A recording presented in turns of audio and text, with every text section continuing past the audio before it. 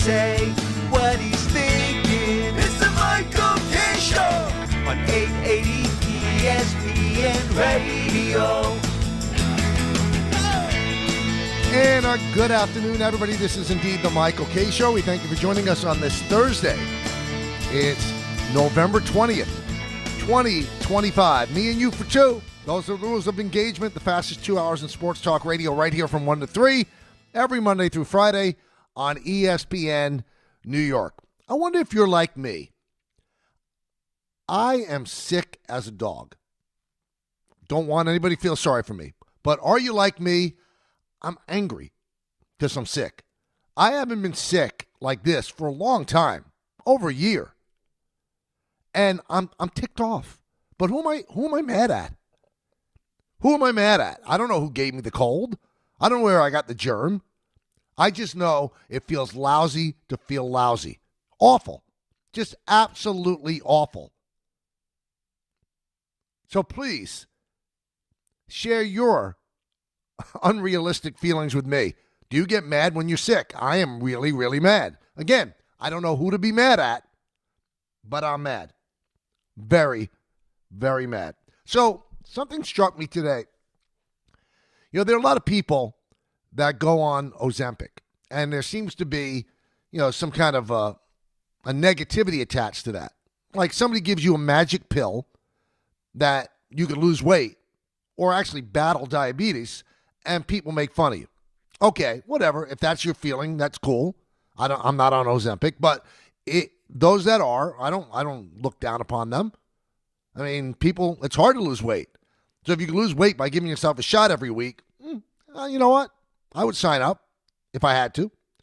So I just saw a story where the brilliant actor/comedian Ben Stiller, who, by the way, his documentary on his mom and dad, I watched it 2 days ago. Phenomenal. Stiller and Mira, if you don't know. Ben Stiller underwent hypnotherapy to stop his addiction to peanut M&Ms. What? How about just saying, no, I'm not going to have those. Push them aside. You underwent hypnotherapy. So for those that look down upon people that are on Ozempic, right? Do you look down upon a guy to have his brain wired different so he doesn't like peanut M&Ms? I think peanut M&Ms are a delight. I know I can't eat them all the time. My blood sugar would go through the roof. My weight would go through the roof. So you know what I do? I don't get hypnotherapy. I just don't have them. It's called willpower. And I love Ben Stiller. I love his work. But that really, really jumped out at me. So there's a funny exchange on Twitter where Josh Hart said Mike and Ike's are better than M&Ms, which I think is ridiculous. Mike and Ike's are terrible. M&Ms are great. And then Ben Stiller goes, I respectfully disagree. So then somebody pinned the tweet where he underwent hypnotherapy and also said, guess it didn't work. Things that hit you when you're sick. You know what? Things that hit you when you're sick. So the Knicks yesterday squeaked by and beat the Mavericks 113-111. And boy, they tried to lose this game. And this would be a tough one for them to lose. This is the first win on the road, by the way. And the Mavericks didn't have Cooper Flagg, illness. Anthony Davis, calf injury. Kyrie Irving coming back from knee surgery. So they didn't have their big guns. Now the Knicks didn't have OG Anunoby, but Jalen Brunson came back, ended up scoring 28 points. And the Knicks ended up winning the game 113-111. A little bit closer than it should have been. Knicks were 8.5-point favorites. So if you took the Mavericks, you actually won the bet. But the Knicks won the game. So right now, the Knicks are 1-4 on the road. And Landry Shamet had a big game, 2 big threes in the final 62 seconds to give the Knicks the lead. But boy, he played a big role in trying to give it back. 22 seconds left, he missed 2 free throws. Mitchell Robinson missed 2 free throws. Brunson made 1 of 2 free throws. So 1 of 6 in the final 22 seconds. And they almost gave it all away. Brendan Williams hit a shot, but he was called for an offensive foul against Landry Shamet, and the Knicks held on to win 113, 111. If you've noticed on the show, I really don't spend a lot of time breaking down the do's and the don'ts with the Knicks because it's a work in progress. You know, their record now is essentially the same record as it was last year at this time. And they're incorporating a new offense, a whole new philosophy, better pacing, whatever the case may be. So I'm not going to live and die on every single game. I mean, if I was going to do that, I'd rip them for making it close against the Mavericks team. Work in progress. That's the way you have to look at the Knicks. I look at the Knicks and I go, this team has a chance to be really, really good. Seems like they're adhering to the teachings of Mike Brown. Seems like the guys are learning the system, and they're doing what they have to do. Wasn't a great game yesterday for Karl Anthony Towns, but they did what they had to do, and they won. So they get the first win on the road. One thing that jumped out at me yesterday, I think you've heard it in my voice over the last couple of months. I love Mitchell Robinson's game, but I don't know what value he has on a team that's going to win a championship or trying to win a championship. He can't shoot free throws. He simply can't. And so you want his defense in late in the game of a close game because he does change the way the game is played offensively. He does. But you turn your team into a 4-on-5 team offensively. You can say, well, Shaq didn't shoot great free throws, but he was an offensive threat. So he could score down low before you even fouled him. Mitchell Robinson is not an offensive threat. So is he a viable option to have in late in a close game where you can't like sub in and out all the time because there's no stoppage in play? Is he worth it to have in the game late when he can't hit a free throw? And we had heard that he was working on it. It was a big deal. He was going to get better. He hasn't been better. I think you've hit one free throw the other night against Miami. Not good. Not great. So I just wonder about the long-term viability. He's seductive because of what he does, changing the offensive culture of the other team. But to me, there's so many more negatives where he can't play all the time. He's got to be load managed because of his left ankle. And he can't shoot free throws. And he can't play late in the game because he's not an offensive threat. He's just not. And if you can't shoot free throws, you're going to help your team lose games. You almost lost a game yesterday because he missed those 2 free throws. That's the way he is. Now, we talked about pacing, right? So Steve Kerr was saying the other day, the head coach of the Golden State Warriors, that the NBA has to change because of the pace that they play in, because there's a lot of soft tissue injuries. And they've got to cut down on games. Now, he thinks it would be good, to 75, 74 games from 82. And I love when people suggest that. Well, who's losing the money, Steve? The owners? Are they going to lose the money? Are you going to take those 8 games out of 82 and prorate it and have the players lose the money? It's undoable. Can't be done. It cannot be done. The networks just paid billions of dollars for the rights to these games. They want to have these games. And if you take 8 games away on top of the games that are given away to the networks, you know what you've done? You've essentially killed regional sports networks. That's why Dolan was so unhappy with this deal, and I don't blame him. Dolan was so unhappy with this deal because you're giving more games to Amazon, giving more games to NBC and Peacock, and then the games to ESPN and ABC. And all of a sudden, the regional sports network model is going to die. And you might say, well, why? Because when you make carriage deals with like the Comcast of the world, you have to guarantee them a certain amount of games out of the 82. Now, in baseball, I think the number is 125 games have to go to the regional sports network and to the carriers. And if you don't hit the 125, that could void the deal. Now, I don't know if that's the eventual end game for the commissioners of the sports. I'm not sure. But it's not good. So, soft tissue injuries, things like that. Well, we baby players. And there's going to be injuries in games. That's all there is to it. And if you want to stop the high speed pace, then stop the high speed pace if you think that's what's causing injuries. Instead, you're suggesting that they cut down games so that there aren't that many back-to-backs. Well, for those that are young, there used to be 4 out of 5 games a lot in the NBA. 4 out of 5. 2 in a row, off day, 2 in a row. Well, they've gotten rid of those. But it's hard when you compress the schedule as much as you do to get rid of back-to-backs.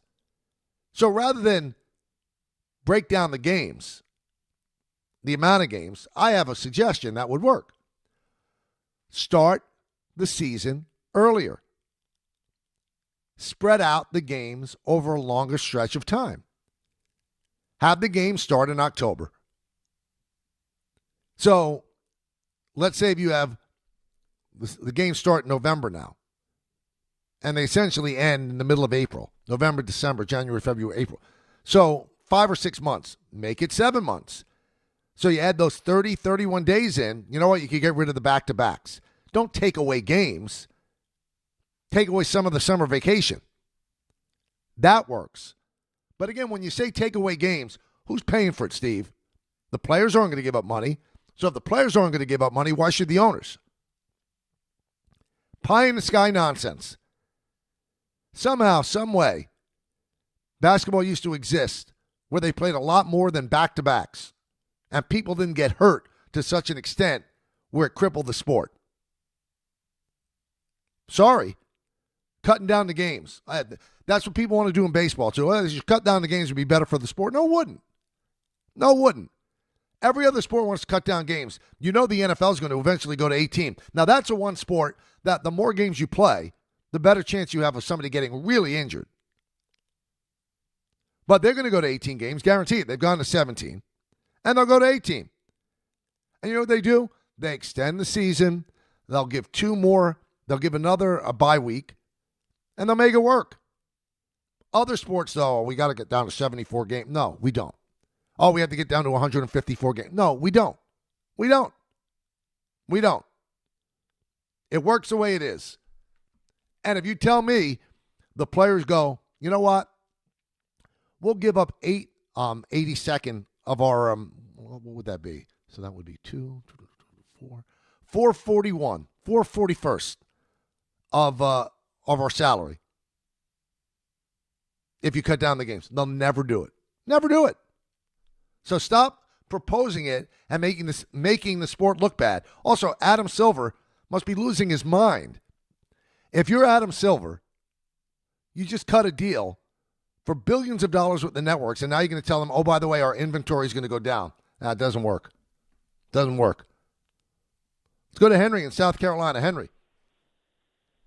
Michael, I also get irrationally upset when I get sick because much like you, I'm not bragging, but I'm also in a performance industry where there's really not any room to take off. You kind of have to play through it. So, and I worry about losing my voice, too. Well, I sing and play guitar in a touring band, so do I. So, it sounds like you're sick today. Are you? I'm not actually. I choose to rest my voice in this raspy way, so that way I can yell. It's the whole thing. But everybody worries about me too. And also, you shouldn't shame Ben Stiller for having the ability to wean himself off of peanut M&Ms somehow. I also take the shot. I think that's a rather opulent way of getting it done. That sounds like a rich person's way of doing it. But it looks like it didn't work. Well, now that's another story. They are a great candy, though. I love them. They're top 5.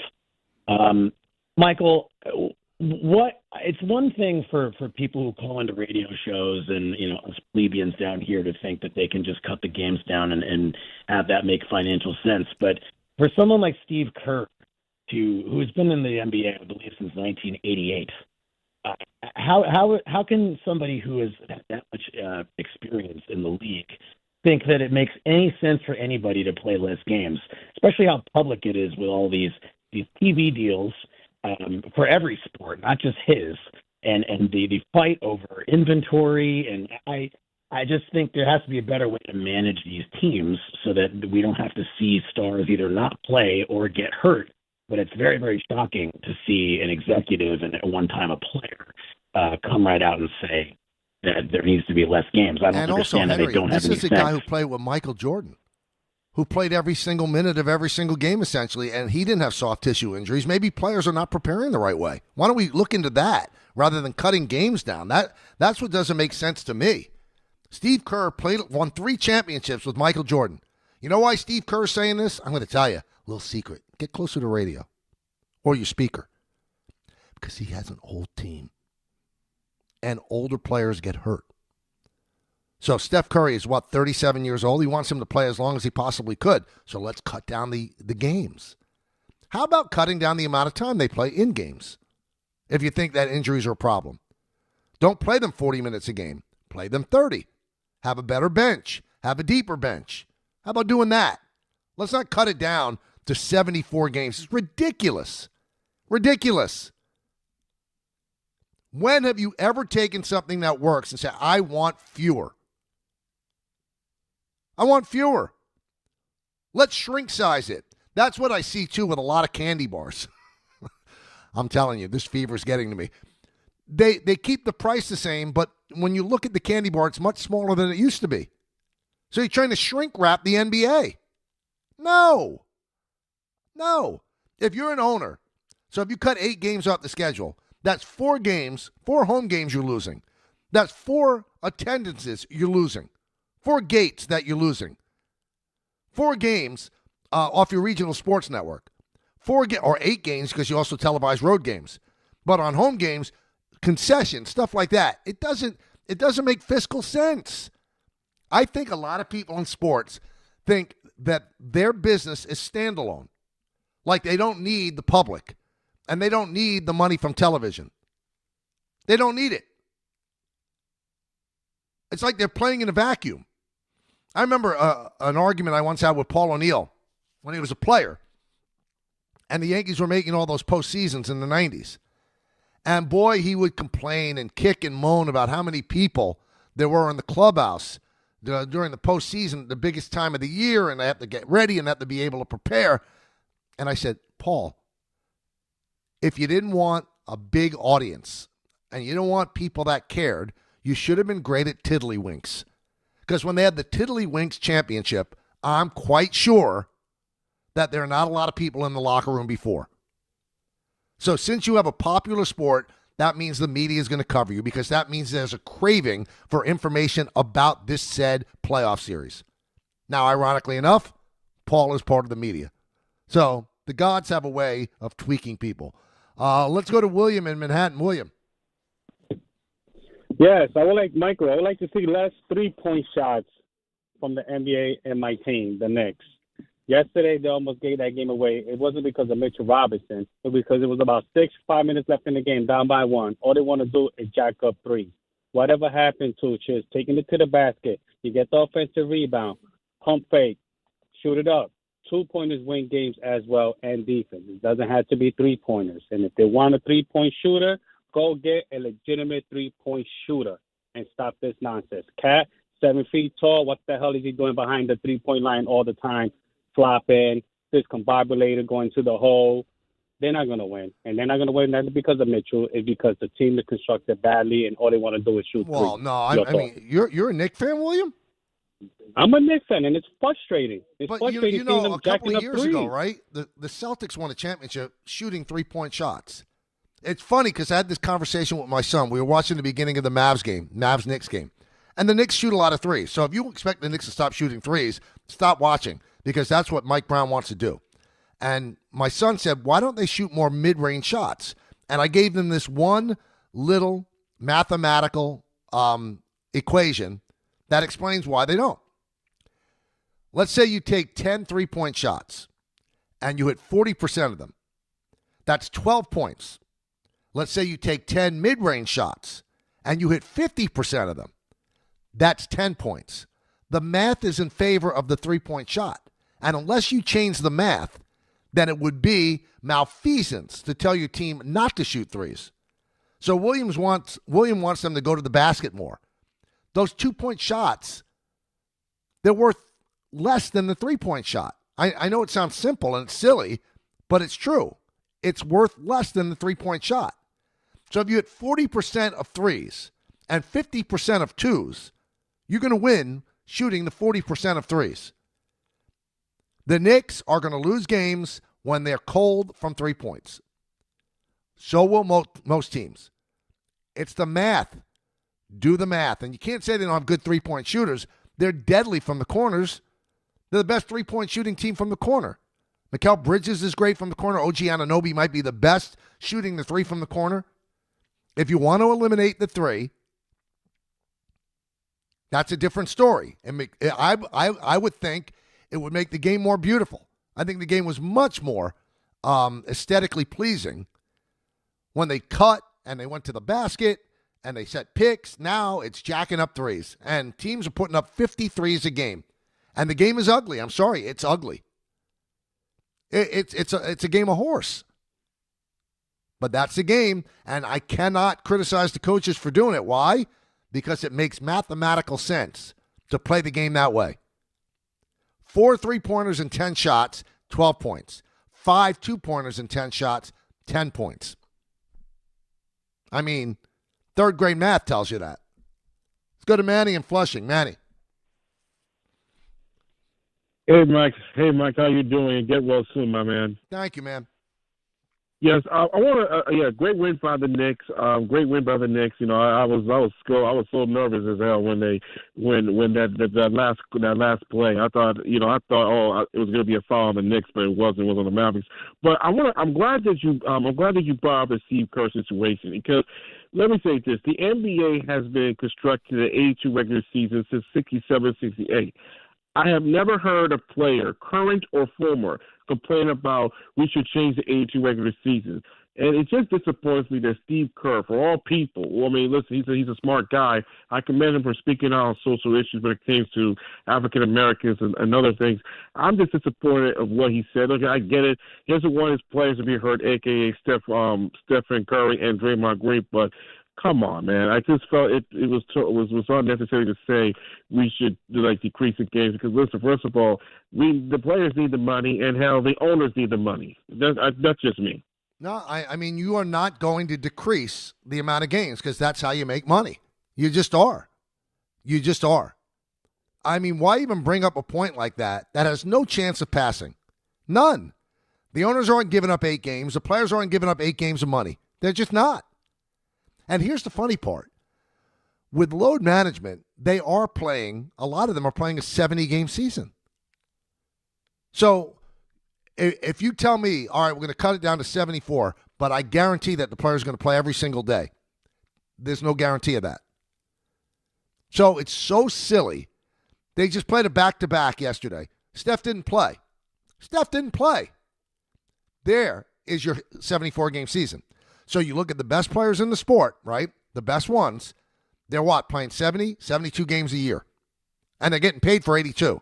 So the players would be out of their mind to give up 8 games of salary when all they do is rest. The great Popovich, right? Greg Popovich is the one who came up with this. Started resting players. Now teams get fined for not playing players. Good. They should play more. But now you're asking for an official decrease of the season to 74 games, and you're still going to rest players. So the players then would play 62 games. Steve, my advice to you, okay, would be this. Don't say this stuff out loud. You're well respected. It's not going to happen. You're going to look like the old man on the lawn. You know what? There might be a side angle to what he's doing. He's protecting his 73-win season record. So if they cut down to 74, no team is going 73-1. Maybe he's smarter than all of us. I wonder if Adam Silver didn't call Steve Kerr after that and say, shut up. We just cut a deal with Prime, NBC, re-upped with ESPN, and now you want to cut inventory? Shut up. Now, Silver can't say that to the players because they're the product. The coaches are not the product. I really do wonder if he didn't get a call from Silver. This just makes the NBA look bad. Makes them look bad. That's a Thursday.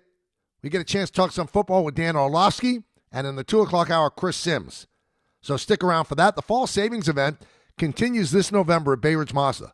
Lease the 2025 Mazda CX-30S for as low as $169 per month, or the 2025 Mazda CX-5 Select for as low as $229 per month, and get as low as 0.9% APR financing rates on select models. Plus, enjoy 1 year complimentary of Bay Ridge Plus benefits like ding and dent coverage, key replacement, windshield protection, and roadside assistance. Visit them in Brooklyn or online at BayRidgeMazda.com. Bay Ridge Mazda, where confidence comes standard. See dealer for details. PC Richard & Son gives you their holiday price guarantee. If the price goes lower now through December 24th, they will match it so your price is protected. Only at PC Richard & Son. Every NFL Thursday is your chance to hit the jackpot on FanDuel, because with FanDuel's Thursday Touchdown Jackpot, you can win a share of $2 million in bonus bets each week. To get in this Thursday's action, all you have to do is place an anytime touchdown scorer bet before the game kicks off, and if your player scores the first or last touchdown of the game, you'll win your bet plus a share of bonus bets. Just visit FanDuel.com/Rick to take a shot at the jackpot. That's FanDuel.com/Rick for your chance to win a share of $2 million in bonus bets. Play your game with FanDuel, an official sports betting partner of the NFL. Must be 21 and older and physically present in New York. Opt-in required. Must apply profit boost tokens on select market. Prize pool to be split equally among all eligible participants who made the correct first or last touchdown pick. Bonus issued is non-withdrawable bonus bets that expire 21 days after receipt. Restrictions do apply. See terms at sportsbook.fanduel.com. For help with a gambling problem, call 1-877-8-HOPE-NY or text HOPE-NY at 467369. If you've been injured on a construction site, then you need a lawyer who knows New York's unique labor laws. At the Parisman Firm, they have decades of experience handling construction accident cases and a proven track record of delivering huge results. Their team has already recovered nearly $1 billion for hardworking New Yorkers. From scaffold accidents to slip and falls and equipment failures, they've got your back. Call the Parisman Firm now at 718-WORKERS. That's right, 718-WORKERS, because your case is their cause. Get the justice you deserve today. This is an ad by BetterHelp. Shorter days don't have to be so dismal. It's time to reach out and check in with those you care about, and to remind ourselves that we're not alone. As seasons change and days grow darker sooner, it can be a tough time for many. This November, BetterHelp's encouraging everyone to reach out, check in on friends, reconnect with loved ones, and remind the people in your life that you're there. BetterHelp does the initial matching work for you so you can focus on your therapy goals. Short questionnaire helps you identify your needs and preferences, and our 12-plus years of experience and industry-leading match fulfillment rate means we typically get it right the first time. If you aren't happy with your match, switch to a different therapist at any time from our tailored recommendations. This month, don't wait to reach out. Whether you're checking in on a friend or reaching out to a therapist yourself, BetterHelp makes it easier to take that first step. Our listeners get 10% off their first month. Just call pound 250 and say the keyword timeout. That's keyword timeout after calling pound 250.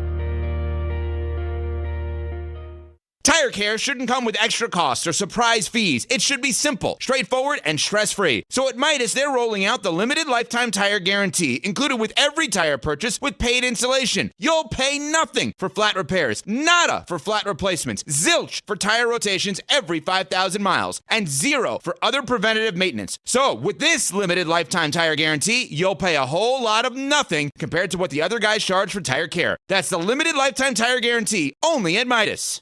Rich Eisen here, and we're brought to you by Sonos. The holidays are all about connection, and Sonos speakers make every moment sound amazing. Imagine your favorite playlist flowing from room to room, movie nights that feel like the theater, or the big game filling your living room with stadium-quality sound. Whether it's a gift for someone you love or a little to me, from me moment, Sonos is the perfect gift that brings high-quality sound to every room. Sonos' Black Friday sale is on now through December 1st, 2025 at Sonos.com. Discover how easy it is to bring every room to life with Sonos.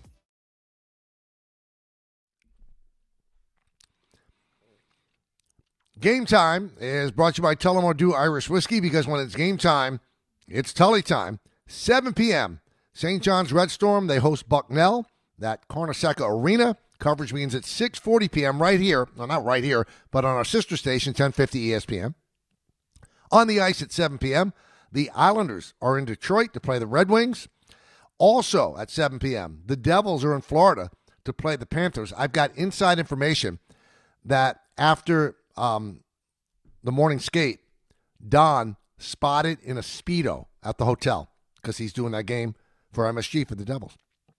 And at 9 p.m., Rangers are in Colorado to play the Avalanche. Coverage will begin at 8:30 p.m. right here on ESPN New York. Tullamore Dew, the original triple still, triple blended, triple cask matured Irish whiskey. Be sure to grab a Tullamore Dew. Try the new Tullamore Dew Honey during today's action. Glass up to enjoying Tullamore Dew responsibly. Jets and the Ravens this Sunday. They have a new quarterback, Tyrod Taylor, and the Giants and the Lions this Sunday. And Jackson Dart practicing with the team, so if he's cleared totally from the concussion protocol, he will, in fact, be the starting quarterback for the Giants again. 1-800-919-3776. We are waiting on Dan Orlovsky. And while we wait, we'll go back to the phones. Teddy in Yonkers. Teddy, talk to me. Hey, Michael. Michael, this is the very first time I've ever spoken to you. I admire and respect you so much. Thank you, man. Michael, I don't know if you remember. Do you remember Kenny and Bobby McIntyre? And they played for St. John's with Joe Lapchick as the coach? I don't remember that far back, but I know Joe Lapchick. Okay. All right. I had a coach who played for St. John's at the YMHA in the 8th grade intramural league. Great guy, Ivan Kovac. And, he brought us down there. Michael, if they knew what's going on in college sports today, Michael, I've lost all interest in college athletics because of the gambling, because of the NIL. They don't go to class. I'm a retired math teacher, okay? I took courses at Fordham University in graduate school, okay? Michael, they don't go to class, okay? I know this for a fact because I coached and I worked the ABC basketball camp during the summers. I had Chris Webber, Jalen Rose, etc. in my class, okay? Michael, they're not going to college to go to class. They're going to college to get paid, and most of them do. Maybe some, maybe not everyone, but Michael, I'm turned off by all college athletics, basketball and football. And now, Michael, with the gambling, if I find out that the Yankees, any Yankee, and I'm a Yankee fan since Mickey Mantle, okay, if I find out that any Yankee ever bet on, played around with gambling, okay, I'm done. I'm done with rooting for the Yankees. Michael, it's disgusting what has happened to professional sports and college sports.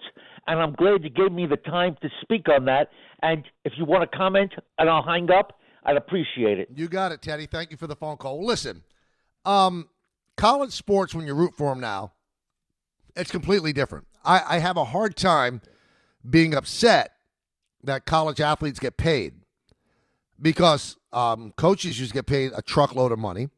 The universities made incredible amounts of money on the backs of these players, and they got nothing. I know they used to say, they're getting an education. Well, let's just say the best education out there right now in Ivy League school is $100,000 a year. They're guys like the kid down in Utah, DeBenza, right? Makes $8 million this year. It's a different time. It's the minor leagues for pro sports. That's what it is. And if you think they're going to class, think again. Teddy's right. They're not. They don't have to. They don't have to retain their eligibility because they're one and done. Here's the thing I don't like. I don't mind them getting paid, but there has to be structure. They can't be allowed to jump around to a new team every single year. The thing that you fall in love with college sports is you see a kid stay for 3 years, 4 years, get a degree, and see them get better. That's why I secretly root for Michigan State, because Tom Izzo doesn't play the transfer game like that, doesn't play the NIL game like that. He wants to form his team. He wants that team to be his team, molded in his image. That's what he wants. But if you're allowed to jump around to a different there are kids now that will be in 4 different colleges in 4 years. They just will. I don't blame them, because after the season's over, here's the deal. How much? Putting himself up for bid. These kids have agents. But I'm going to throw another thing at you. What's good for the goose is good for the gander. Look what's happening with Lane Kiffin down at Ole Miss. He can deny it all he wants, but he's being seduced by Florida and LSU. Ole Miss might be going to the college football playoffs, and their coach might not be there. I used to always say this to coaches. Why can't players transfer? Because you could leave in a moment's notice. And they would give you, well, you don't sign with a team just for coach. Nonsense. You absolutely do. If you're an athlete that has pro aspirations. You don't think kids go to St. John's because they think Rick Pitino is going to make them better? To get into the pros, give them the skill set that they need? Of course. Of course. Of course they do. It's ridiculous to think otherwise. Let's go to Max in New Haven. Max. Hey, Michael, how you doing? Good, Max. How you doing? Good, man. So I wanted to come and call about the Trent Grisham qualifying offer. And listen, I like Trent Grisham personally. I thought, he's a good clubhouse guy, good for the team. But my biggest concern about the qualifying offer with $22 million is not the fact that Trent Grisham's on the team and playing, but if he bats 190 like he did in 2023-22 with the Padres, my worry is they're going to keep running him out there every day because he's making $22 million. Whereas, if Jason Dominguez is going to bat 300 to start the season, you would want him to play. So obviously the price is a concern. You want him as an outfielder, good clubhouse guy, but if he bats 190, Michael, I don't know what to say. They can't run him out there if he is going to bat 190, even if he's making $22 million. I just want to get your thoughts on it. Well, I don't think that they would cut off their nose to spite their face, Max. And it's not just the years with the Padres.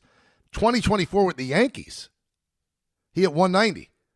With the Padres in 2022, he hit 181. In 2023, he hit 198. In 2024, when the Yankees went to the World Series at 190, didn't get in the bat in the postseason. They played Alex Verdugo, who couldn't hit in the postseason. Didn't hit all year. But I don't think they're going to continue to run him out because he makes $22 million. I think that's more likely to happen if somebody's locked into a long-term deal and you have to try to straighten the guy out. Like what they were trying to, squeeze every last bit of juice out of DJ LeMahieu because they had him signed for 2 more years. But a 1-year deal, when they say no such thing as a bad 1-year deal, I tend to disagree with that. But it does come down to we got to win. I can't keep running a guy hitting 190 out there. It's funny because I came down strong against them offering him that qualifying offer because I don't think he's a $22 million a year player. But then, I did a lot of reading last night, and there's a dearth of center fielders. There's just no center fielders out there. But still, 22 is an overpay. And I think the Yankees wanted to make sure they had a center fielder. And maybe they didn't want to go back into the deep end with a Harrison Bader. And it doesn't make sense to go to Cedric Mullins the way he performed with the Mets and the Orioles. But be creative. And I don't think that I said this the other day. If you offered all 29 teams Trent Grisham for $22 million for 1 year, and they didn't have to give anything back to the Yankees, they'd all say pass. Nobody would pay Trent Grisham $22. Now, the MLB rumors thing, I did bad math yesterday. I said $14 million. They said that he would make, 4 years at $66 million. So they had him making 126 about $16 million a year if he was a free agent. So when you look at it that way, you go, they're only paying him for overpaying him $6 million for 1 year. I don't think he'd make $16 million on the open market. I don't. And when we talk about the dearth of center fielders, right? Let's see what Harrison Bader gets. Harrison Bader, who has proven with 2 teams that he's a big postseason performer. Remember, he owned it with the Yankees that 1 year? Owned it. And then last year, playing with a bad hamstring, he completely was hitting ropes for the Phillies in the postseason. Let's see what he gets. Let's see if he gets $16 million a year. I don't think he will. Now, he's not a 34 home run hitter like Grisham, but he's a better center fielder. He's a better center fielder. Let's go to Hansel in Texas. Hansel.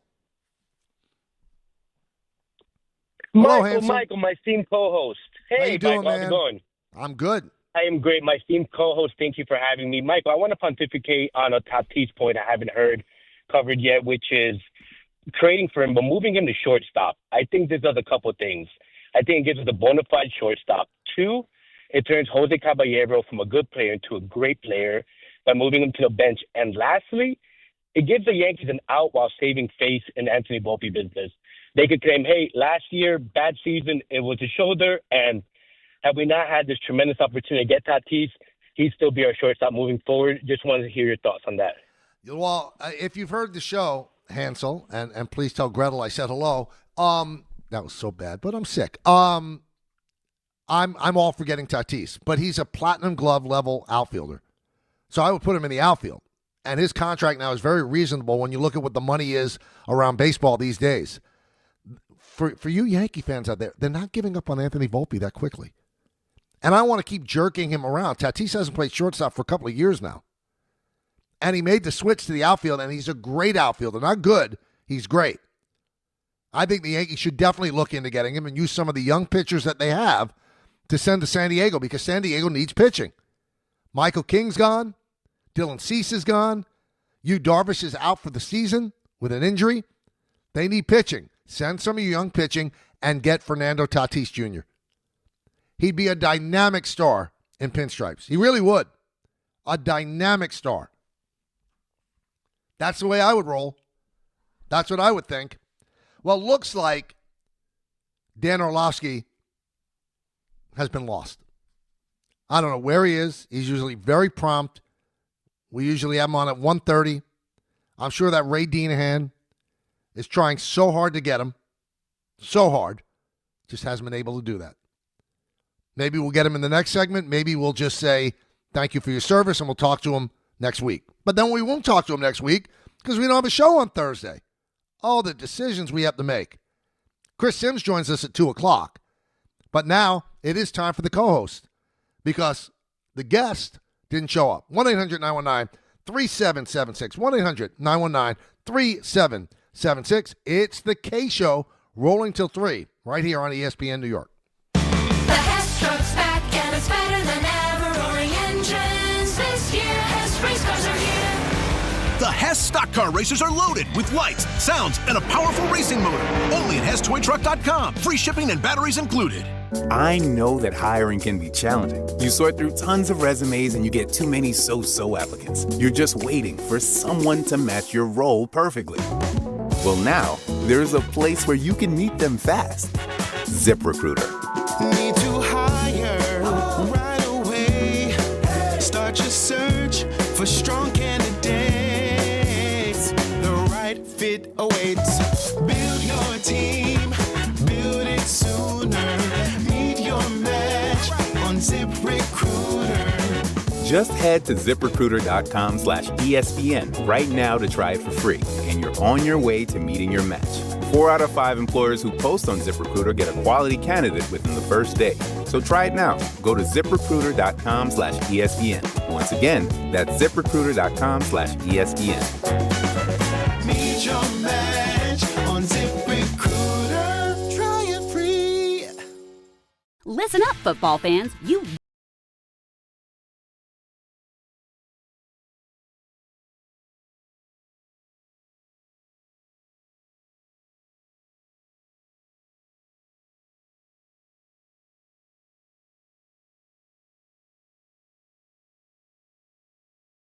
never ordinary at Bet365. Gambling problem? Call 1-800-GAMBLER. 21 plus only. Must be physically located in New Jersey. T&Cs apply. In-app only. New York Lottery's holiday scratch-off games are the perfect gift for everyone on your list. Like me, your Aunt Jules. I told you I didn't need a gift this year, but I secretly really want one. Or me, your neighbor Frank. I hope you didn't forget I'm coming to your holiday party tonight. Or me. Why does no one ever think of the voiceover guy? Anyway, New York Lottery's holiday scratch-off games have more winners and top prizes up to $5,000. Please play responsibly. Must be 18 plus. Gambling problem? Call 1-877-HOPE-NY or text HOPE-NY. This is Rick Brunson, the assistant coach from the New York Knicks. I'll be driving to our games this season in style in my new Jeep Gladiator from Princeton Jeep. My friends at Princeton Jeep gave me all-star treatment, and you can expect the same thing. Just mention I sent you, and they'll treat you like family. Princeton Jeep has tons of inventory and great deals on new vehicles. Visit Princeton Jeep at 1045 State Road in Princeton, New Jersey, or online at PrincetonJeeps.com and tell them Rick Brunson sent you. That's the ease at which you get information. You want it, you get it. Like that. Ask your phone. Group chat. Smartphone. You're always connected and informed in real time. No waiting. So if you're diabetic and still using finger sticks to read your blood sugar, what are you waiting for? Knowing your blood sugar levels instantly is important for managing diabetes. Call US Med at 888-665-0696. To learn more about continuous glucose monitors, a real-time instant method to track your blood glucose, US Med is an approved provider for Medicare and over 1,000 private insurers. And the best part? Call 888-665-0696 and we'll give you a free insurance benefits check today. So call 888-665-0696 today. That's 888-665-0696 and manage your diabetes as easy as... ESPN New York is throwing a holiday party you don't want to miss. Join us Friday, December 12th at your mother's house in Garden City Park. We'll be broadcasting the Michael K. Show live from 1 to 3, followed by Don, Hahn, and Rosenberg from 3 to 7, all while supporting a great cause. Bring a toy to benefit the Garden of Dreams Foundation and help make the season brighter for local kids in need. It's the ESPN New York Holiday Party, Friday, December 12th, brought to you by Spiked Aid, Amazon Pickup, and ESPN New York. So I'm not sure that you guys and gals got a chance to read this, but I was reading today that the transportation secretary of the Trump administration has come out and said that, you know, he would hope that people would dress up on flights from now on. You know, he looks and they look like they're going to camp and stuff like that. I don't understand. What difference would it make if somebody's wearing sweatpants and a sweatshirt rather than, you know, a blazer? I mean, what's next? We're going to go back to the days when everybody got dressed up when they went to a baseball game? I thought we kind of wanted less government. So now we have the government telling us that we should dress up when we go on planes? No, I'm good. I don't really need the government to tell me how to dress when I'm on a plane. It's not exactly a 5-star restaurant. If you've eaten airline food, you know it's not a 5-star restaurant. Now, do people dress a little bit cavalierly in everyday life? Probably, but that's what freedom's about. You get to dress the way you want. So please, Mr. Secretary, don't tell me how to dress on a plane. That's a little overreach. I'm not dressing the way you want me to dress. And I'm not one that wears gym shorts on a plane. But I don't get dressed up. I'll wear sneakers, jeans, and a sweater. But I mean, the gall of saying that people should get dressed up on flights, I'm not for that. Let's go to Frank in New Rochelle. Frank. Hey, what's up, Mike? Hey, I agree with you about the transportation secretary, and also about Grisham. I think it's a good deal. 1 year. I mean, we're not married to him, and you know, we overpaid a little bit, but we don't know what he'll do. You know, it could be that he was 235 or thereabout anyway, but he hit the homers. The college basketball and the paying the players, I just looked it up. I knew an approximate 365 Division I schools times 13 players, about 4,700 Division I men's basketball players. But I'd like to know, and I don't know the answer here, how many are really getting paid? Like, we always talk about the big-time players like Boogie Flam that's down in Florida now and the guy you mentioned at BYU. But wouldn't you agree that the overall percentage of Division I men's basketball, they're not getting paid? Bucknell and Lehigh, I don't think they're getting paid. I don't really know. But so if the schools that pay them, then we've talked about it. Just let them play a separate tournament, which I know they don't want to do. But if you're going to have the Big Ten and the ACC, the Big East, all the big conferences, the SEC, pay the players, pay them all you want, and let them play a separate tournament. I don't know. Last year, I know there weren't a lot of upsets in the NCAA tournament, unlike last year. I'm hoping that we have some, so people say, well, we're not going to get them anymore because people don't stay 3 or 4 years. But at Lehigh, they're staying 4 years. At Bucknell, they're staying 4 years. At Manhattan, they're staying 4 years. Maybe that's a little over-exaggerated, but no, I you're don't right know about that. But here's you know the what deal, I mean? Frank. That there's not going to be any Cinderella, and there wasn't last year. And I think it's going to continue like that because, yeah, the big money is being paid out by schools with big endowments, or St. John's, which has the blessing of Mike Rapoli. Those teams can pay $20 million for their roster. I'm sure the players are getting paid at Fordham, but they're not getting paid the same way the players at St. John's are getting paid or the players at Duke are getting paid. And you're keeping the best players in the world off of the little engine that could teams. Now, are there going to be outliers? Maybe. But let's say you go to Fordham and you have an unbelievable first year. You're not staying at Fordham. You're going to go to a team that can pay you a lot more money. That's why the Cinderella is dead. Cinderella's dead. Those upsets, those great upsets that made the tournament exactly what we loved about it, those can't happen anymore because you're not getting the top flight players. You're just not. And you're not getting them to stay 4 years. The only way, you mentioned Manhattan. Manhattan is not getting into the NCAA tournament unless they upset people in the MAC. And then once they get there, they're going to get blown out by 30. So, yeah, their players might stay 4 years, but they're not good enough to compete with Duke, which has a Cameron Boozer. They're just not. So I just think the whole specter of college sports has changed. And it's more top-heavy than it is bottom-heavy. I mean, look at Major League Baseball, right? And why there might be a shutdown in 2027 to get a cap. Well, there are definitely haves and have-nots. There are. There are haves and have-nots. And in college sports now, there are haves and have-nots. There's no way that Fordham can compete with St. John's to pay a player. No way that Manhattan can compete with Duke or North Carolina to pay a player or Florida. Sorry, doesn't exist.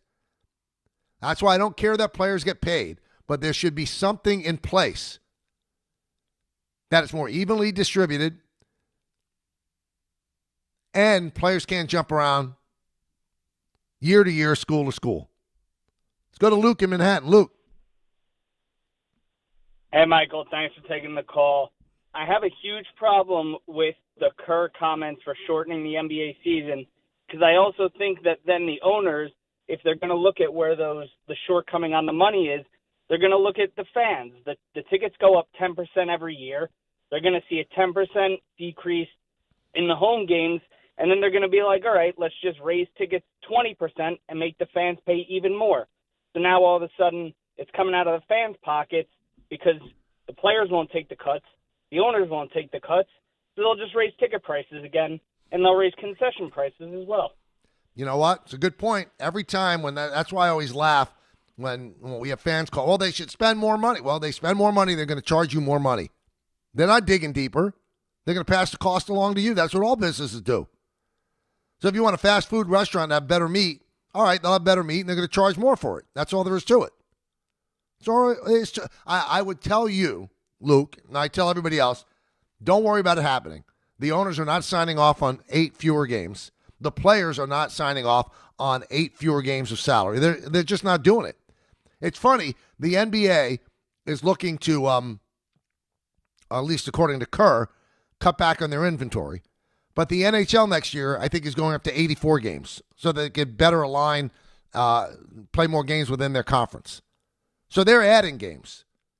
Steve Kerr wants them to lose games. It doesn't make fiscal sense. And it doesn't make sense for this one reason. They don't play 82 games anymore. For every Josh Hart, who I think played every game last year, there's 30 NBA players that play 70 games. 30. So what are we cutting back? So if we cut back to 74, there'll be players that play 50 games. What do you want them to just get paid and not play? Peter in Cortland. Peter. Hi, Michael. This is Tito in Cortland. I just wanted to make What's the up, point. All good. I just wanted to make the point. I think the Yankees should have looked into Manuel Margot. He's a right-handed hitter, good speed, plays all 3 outfield positions, and I think he'd be a better fit than Grisham. Thanks for the time. Well, he'd be a lot cheaper, I'll tell you that. But, Grisham is a Yankee right now. That's all there is to it. There's no going back on it. They can't trade him until June 15th without his permission, so he's their center fielder. You locked yourself in once you offered him the qualifying offer. I would have loved in an alternate universe, because people are doubting me. You shouldn't doubt me. But people are doubting me. I wonder what Trent Grisham would get on the open market. I don't even think it would come close to what people are saying. I watched the guy every inning of every game, even the games I was off. He's smooth in center field. He does not cover an elite amount of ground. And his defensive metrics were some of the worst in all of baseball. And I know he had his best offensive season. 34 home runs is a lot of home runs. And he's a smart hitter, gets on base. But 34 home runs, not that many doubles, not that many triples. All of his extra base hits ended up in the seats. I'd say he goes on the market 36 for 3. And if he thought, as MLB Rumors printed out, that he'd get 66 for 4, then why didn't he turn down the qualifying offer? He's smart. His agents are smart. There's no way they thought he was going to get close to that. No way. And with the uncertainty involving 2027, they also knew that he might not get paid in 2027 if there's a lockout. So let's grab the 22. That's what they did. And I'm not ripping him at all. I have nothing bad to say about Trent Grisham. He went out and he had a great year. Not worth $22 million. And we'll go over this a lot because people are still befuddled by it. If they go out and sign Bellinger, and Grisham's already locked in, and of course Judge is locked in, Jason Dominguez has no role on this team. And neither does Spencer Jones. Maybe they know something we don't know. As I said yesterday, maybe they're playing 3D chess and we're playing checkers. Maybe they secretly say, we don't like Jason Dominguez and we want to get rid of him. And we don't think Spencer Jones, with his high swing and miss rate, is good for this team. And they're going to get rid of him. Again, they know stuff that we don't know. But until I'm made aware of that stuff that we don't know, I will stay with this line. 22 for 1 year for Grisham is an overpay by a lot. And it's 22 that you can't spend somewhere else. Now, if you tell me it's not going to impact them at all, they'll still be able to sign Bellinger. They'll still be able to get a starter. They'll still be able to fill out the bullpen. No, it's okay. I throw up my hands and say you're right. But then we also hear that Hal Steinbrenner doesn't want to have a $300 million payroll. Well, with Grisham at 22, their payroll right now is projected to be $281. And if they sign Bellinger for close to $30 million a year, then we're over 300 right there with 310. Before a pitcher, before a bullpen guy. Chris Sims joins us in just a moment. Hey, it's Michael Kay. Talking to you about my friends at PC Richard & Son. They're local family owned, and I trust them, and you can too. Right now, get Black Friday deals throughout the store. And with their holiday price guarantee, your price is protected. If the price goes lower from now through December 24th, you know what? They're going to match it. You can't beat it. Plus, you get fast and free delivery. PC Richard & Son, the company you could trust for over 116 years. Free delivery excludes Manhattan. Not sure who to bet on this weekend, USC or Oregon? The Ducks are favored by 10 points. Will they cover the spread? What about Nebraska or Penn State? The Lions are favored by 9.5 points. Join one of the nation's top sports betting analysts, Joe Wiz, on the Fine Line Saturday at 8 a.m. The season is on the line for the Chiefs as they host the Colts. Plus, the Wiz talks basketball, hockey, soccer, and more. Follow the Wiz on Instagram at Joe Wiz Sports. It's the best bet in town. The Fine Line with Joe Wiz, Saturday at 8 a.m. Be ready to win. Tonight, the 14th-ranked St. John's Red Storm hosts Bucknell at Carnesecca Arena. Coverage begins at 6:40 on 1050 ESPN and the ESPN New York app. The Fall Savings Event continues this November at Bay Ridge Mazda. Lease the 2025 Mazda CX-30S for as low as $169 per month, or the 2025 Mazda CX-5 Select for as low as $229 per month, and get as low as 0.9% APR financing rates on select models. Plus, enjoy 1 year complimentary of Bay Ridge Plus benefits like ding and dent coverage, key replacement, windshield protection, and roadside assistance. Visit them in Brooklyn or online at BayRidgeMazda.com. Bay Ridge Mazda, where confidence comes standard. See dealer for details.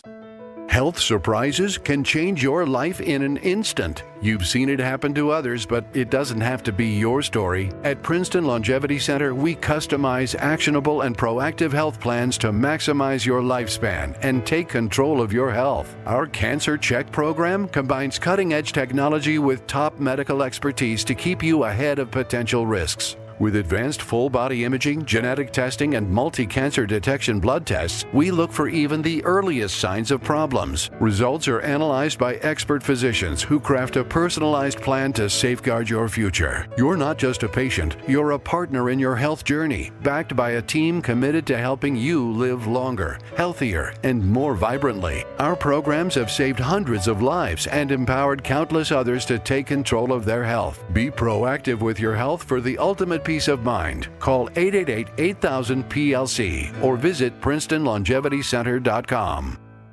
880 ESPN, WHSQ, and WCBS-FM HD2, New York. A Good Karma Brands radio station.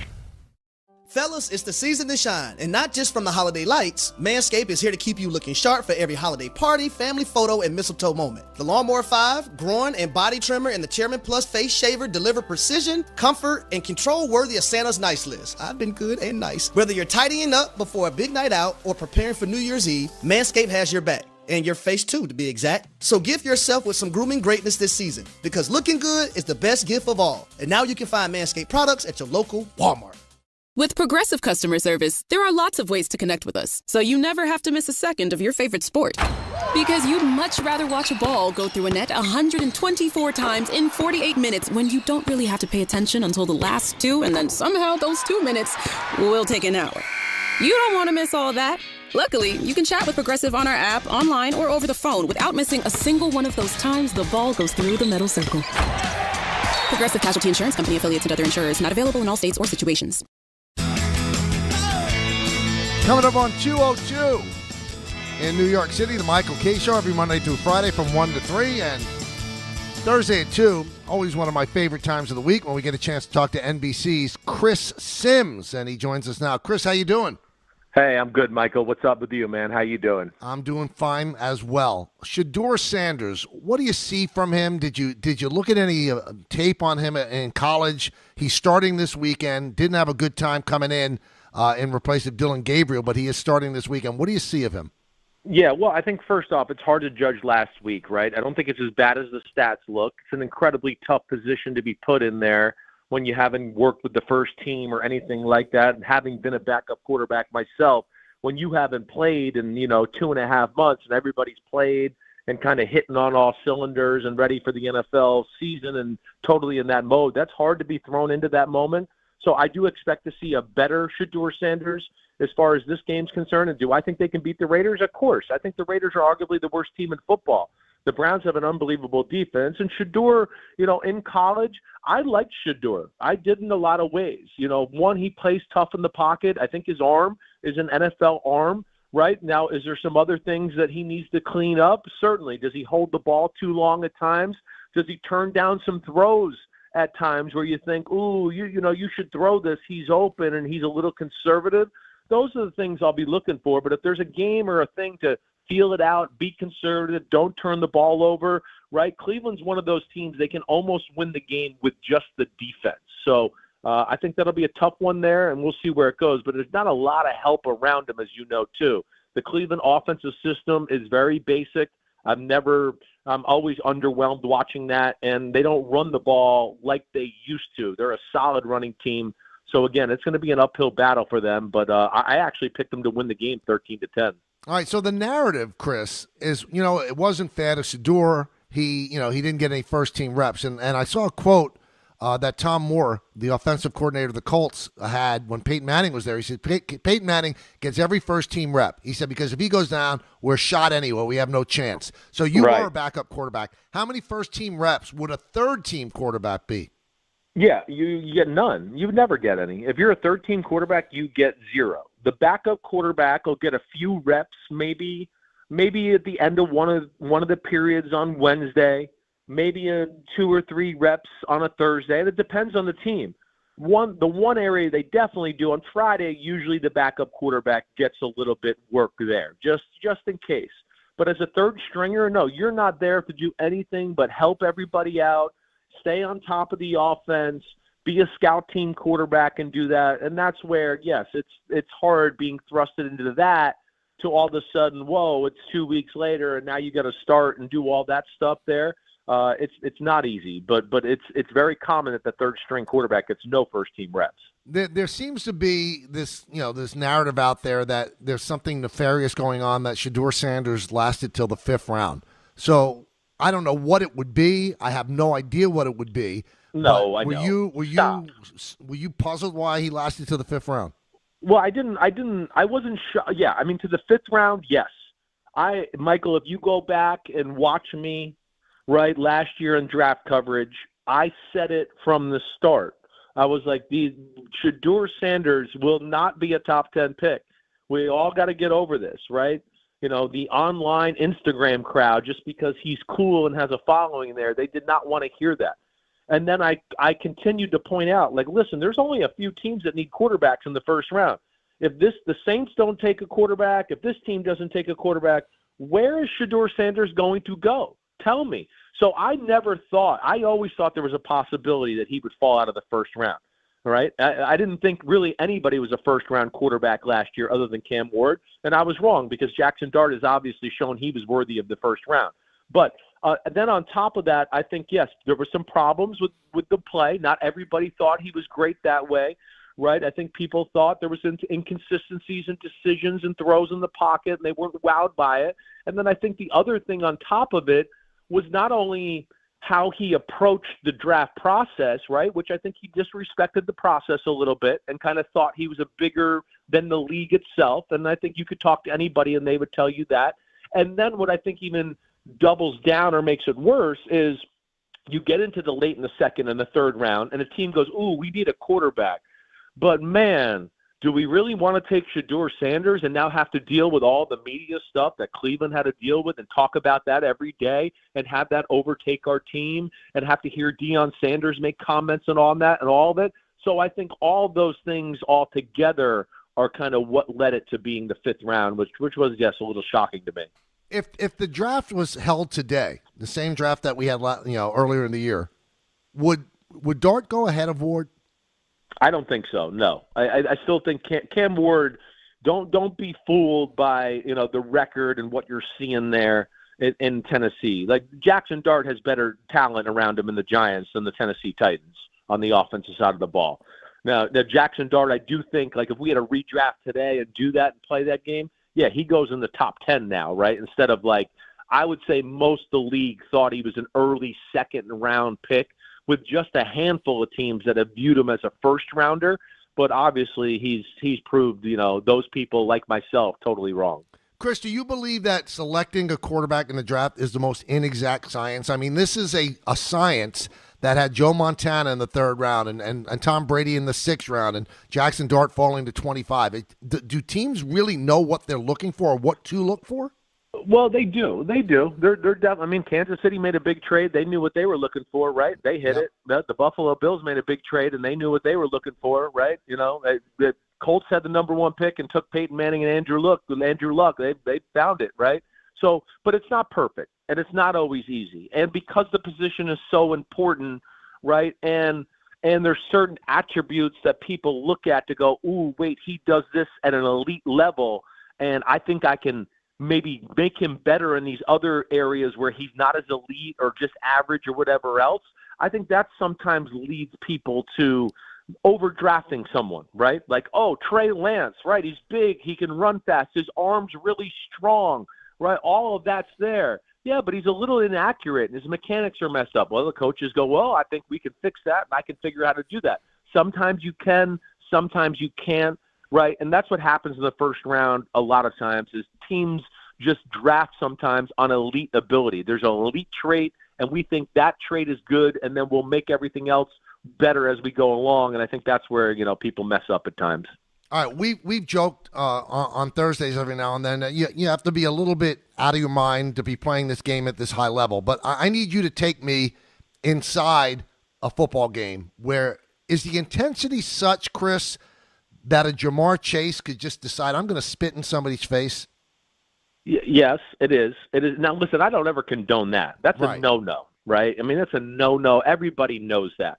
And we haven't had one in quite some time, right? Because I think a lot of people know, it's a no-no in life, and it's certainly an unwritten rule in the NFL. But, yeah, the game's intense on the football field. And, a lot of these guys know little personal things about these guys as well, to where they'll bring it up on the football field and rub it in and a little bit of that. And I've heard some of that from some people in the know with this situation, that there's some crossover personal life stuff between Jalen Ramsey and Jamar Chase, and I'm not going to get totally into it. I'll let you dig on the rest of it. But, yes, it's intense enough as it is. I mean, gosh, I'm just a wimpy quarterback, and I used to get hit, and guys would say things to me, and I would say some of the craziest stuff in the world back to them, right? But spitting usually crosses a line. And spitting, like when I was – where you got to draw a line, and I'm glad they set precedence here by suspending him for a game, is because that's how, okay, you let him continue to play. That's how you get your head knocked off later in the football game. And then everybody goes, man, what's going on in the football game here? It's going, well, they're going to go out of their way to hurt him. Or I was a part of an incident in Tampa Bay where one of my best friends, Dwight Smith, got spit on during a Giants game. It was a Monday night Giants game. And I can't remember who spit on him, but it got him so mad and so personal that when we got done with the game, he ran in the locker room and got dressed and went over to the Giant team's buses with a few of his friends and was like, I want to fight. Let's fight right here, right? So I'm glad they did that, and, yeah, it's extremely intense, but that's usually a line you don't cross, Michael, as you know. No, I've always wondered what it's like in the bottom of those piles. So let me ask you, Chris, I mean, do they say stuff about your mom? Do they say stuff about your girlfriend or your wife? Is that stuff said? Oh, definitely. Really? Oh, yeah, without a doubt, right. Yep, no question. And, you say things sometimes where when the game gets done, you go, damn, I can't believe I said that to him, and you go over, and that's where you see guys shaking hands, and sometimes you go, hey, man, that was just competing, and, I hated you right then, but it's all good, and you kind of walk away. But that's what's addicting about the NFL, and that's what's crazy, because there's nothing that could supplant the intensity, the adrenaline, right, the camaraderie, all of that, and that's why you see players have a hard time ever retiring or getting away from the game, because it's unlike anything that, can be replicated in this country, at least. Talking to NBC's Chris Sims on his weekly spot on the Michael K. Show. So I'm sure you're aware of what's going on with the Giants. So Scadaboo suffers that awful, awful injury. And then on Sundays at Madison Square Garden, gets into it with Dom Mysterio, gets pushed, whatever, and it's all choreographed. We know that. But as a former player, do you have a problem with a guy who had such a horrific injury actually taking part in that? And it seems like Mike Kafka said he has no problem whatsoever with it. Yeah, I don't have a problem with it either. First off, I think we have to just look at it like this.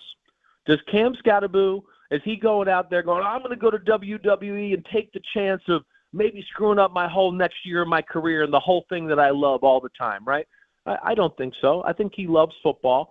I also, though, would tell Cam Scadaboo, when you do something like that in a city like New York, yes, people are going to call into Michael K on ESPN Radio or Boomer on WFAN and go, what is he doing? That's crazy. So you got to be willing to take that. That's part of the job here, right? If you want to be famous and put your face out there, then you got to be able to take some of the scrutiny. But, no, I don't have a problem with it because I think he's a smart enough guy to realize, like, I don't want to do anything. Like you said, it's choreographed. They probably told him exactly how it was going to go down. He was probably there the day before rehearsing it. So they know what's going to happen there. And then also, too, with being a young player, a running back, right, who we know get abused. Sometimes they don't see the second or a third contract. Definitely not a third, sometimes only a second. I'm sure he got a pretty good payday for doing that, too. So, no, I'm not going to hold that against him. But I do want him to realize that, like, yeah, getting scrutinized when you do stuff like that is going to be part of it. And, you got to buck up, Bart, when it comes to that. All right, so Abdul Carter misses the first defensive series because he missed a walkthrough. And I'm just wondering, he's a rookie. Is it incumbent upon the coaches or the veterans there to make sure that something like that doesn't happen? He was supposedly in red light therapy, and nobody told him that there was going to be a walkthrough at that time. Is anybody at fault, or is it all on Carter? Well, it's on Carter mostly, right? And was he in red light therapy in the building? Yeah. Yeah. Yeah, so that's crazy. I don't really understand how that happens. I mean, I really don't. And but yes, that's on Carter. That's part of being a professional. But at the same time, I want to be like, wait, nobody noticed when we were going out to the walkthrough that the third pick of the draft wasn't out there, and we didn't want to send somebody in to go get them and disrupt the red light therapy or all that. I guess that's what I don't get. But again, that's where obviously, messages are being lost in translation there. And that's just not a good look for the Giants altogether. I know people are going to be late for meetings. Rookies do that at times usually. I understand that happens. But, usually it's not during week 12 right now. And, high-functioning organizations with a really good head coach, you see it happen, very, very few times in a tenure like that. All right, so when Jackson Dart got injured a couple of weeks ago, we had people calling in. They shouldn't play him the rest of the year. Make sure this guy's healthy. And I said, you got to play him. When he's healthy, you got to play him. And Kafka said, once he's cleared, he's going to play. Do you agree with this? I do. I'm with you, right? We hit on it a little last week. I think these reps are too valuable, right? It's just you can't practice playing quarterback. You can't practice it. You can only play it, and the playing's the only way you can grow your football game.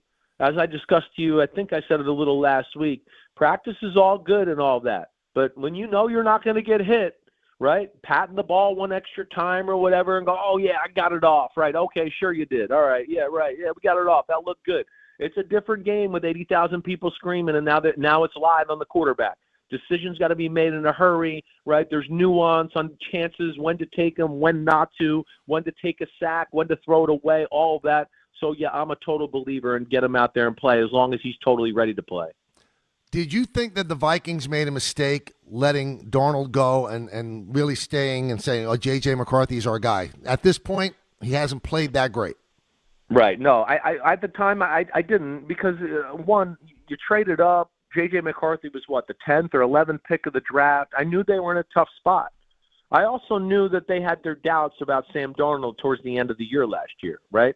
I mean, I had it on pretty good information where, it was getting to the point where they felt like if they won the wild card game and Sam Darnold didn't play real good last year in that wild card game, they lost. But if they somehow won, they were going to think about starting Daniel Jones the next week, right?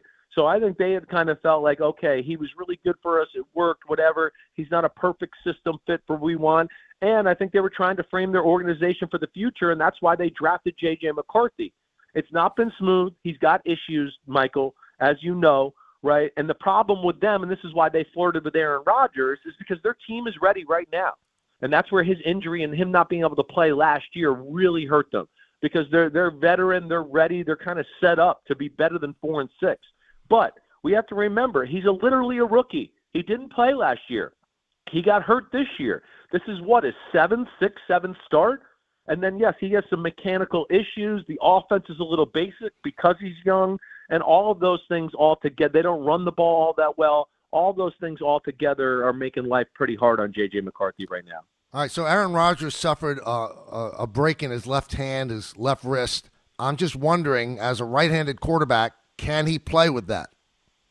He can, but it's also what I'm interested to see is quarterback center exchange, right? Because, centers snap it up there with some authority to where if you have a hurt wrist or a hurt palm or a hurt thumb or whatever, you're like, damn, getting the snap hurts. I don't know about that. So are they going to have to stay in the shotgun? And then my biggest worry is a little bit how you saw him hurt himself altogether to begin with.